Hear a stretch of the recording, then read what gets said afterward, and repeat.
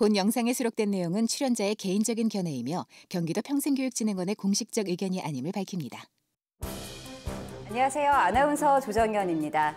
지난 8월 15일 정부에서는 통일경제특별구역을 설치하겠다고 밝혔는데요. 남북 화해 기류가 흐르면서 이 통일경제특별구역에 대한 관심 또한 높아지고 있습니다. 한반도 신경제지도 통일경제특구. 오늘 관련 내용 경기도청 평화기반조성과 전철팀장 그리고 시사경제평론가 권혁중 교수 모시고 함께 이야기 나눠보도록 하겠습니다. 안녕하세요. 네, 안녕하세요.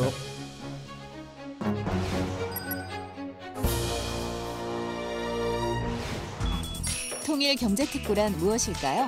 개념부터 자세히 짚어봅니다.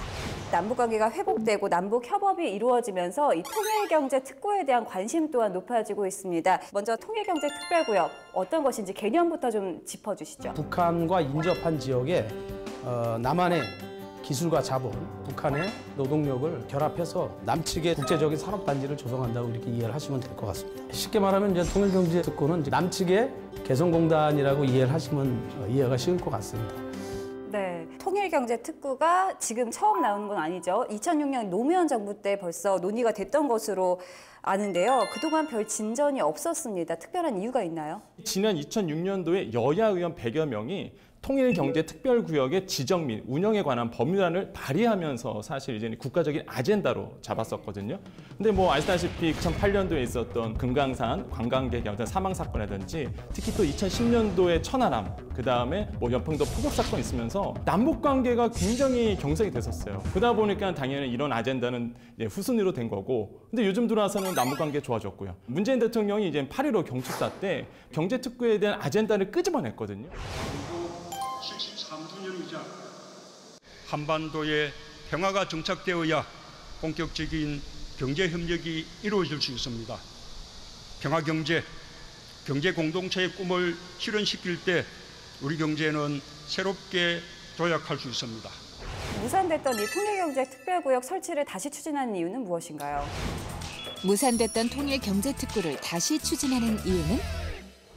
경기연구원의 그 조사에 의하면요, 통일경제특구를 100만 평 규모로 조성을 했을 때는 약 한 3천억 원의 그 비용이 든다고 이제 얘기를 합니다. 경제적인 효과는 이제 9조 원에 이제 달하고요. 또 취업 및 일자리는 이제 7만 개 정도가 이제 생겨날 것이라고 이렇게 조사가 되고 있는데요. 네. 한반도 경제에 큰 영향을 미칠 것이라고 저는 예상하고 있습니다.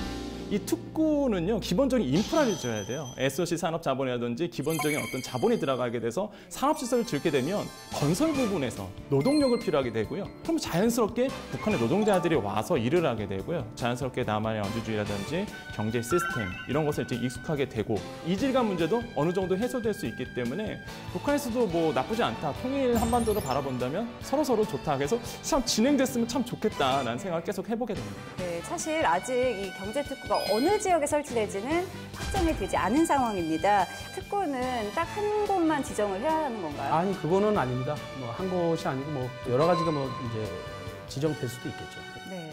경기도가 통일경제특구의 밑그림을 그리고 있는 것으로 알고 있습니다. 통일경제특구 예상 지역을 경의축 그리고 경원축 두 개의 축으로 나눠서 지역에 맞게 활성화 방안을 마련하고 있다고 들었는데요. 경의축, 경원축 사실 도민들에게는 조금 생소할 수도 있을 것 같습니다. 경기도가 준비하는 통일경제특구, 경의축과 경원축에 대해 알아봅니다. 현 정부의 그 통일 정책 방향이 이제 한반도 신경제 지도라고 이제 얘기를 할 수가 있겠는데요. 한반도 지형을 H자 축으로 해서 이제 3개 축으로 이제 발전 개발시키자는 얘기가 되겠습니다. 경의축과 경원축이 이제 바로 그것입니다. 개성과 연계된 경의축은 파주로 해서 개성, 신의주까지 또 중국까지 이제 연결되는 축이라고 이렇게 보시면 이제 될 것 같고요. 금융, 경제, 무역, 첨단 산업 기술 분야에 좀 중점을 둬 가지고 이제 추진할 계획이고요. 경원축은요, 이게 두 가지를 생각하시면 됩니다. 그러니까 관광산업과 이제 물류산업이라고 얘기할 수 있겠는데요. DMZ 산업이라든지, 뭐 금강산 산업이라든지 이런 게 이제 하나의 한 축이 될 수 있고, 물류를 바로 유럽과 철도를 타고 움직일 수 있어요. 물류의 거점 역할을 할 수 있다는 부분에 대해서 굉장히 어떤 이런 특구가 신경제 지도의 한 축이 될 수 있다. 굉장히 중요한 역할을 할 수 있다는 부분에 맞물렸기 때문에 지금 그렇게 급속도로 좀 진행되고 있다라고 우리가 생각해 볼 수 있겠죠. 경기도 통일경제특구의 핵심인 경의축과 경원축을 정리해드립니다. 먼저 파주를 거쳐 개성, 신의주까지 연결되는 경의축은 경제, 무역, 첨단산업 등이 중점이 될 계획인데요.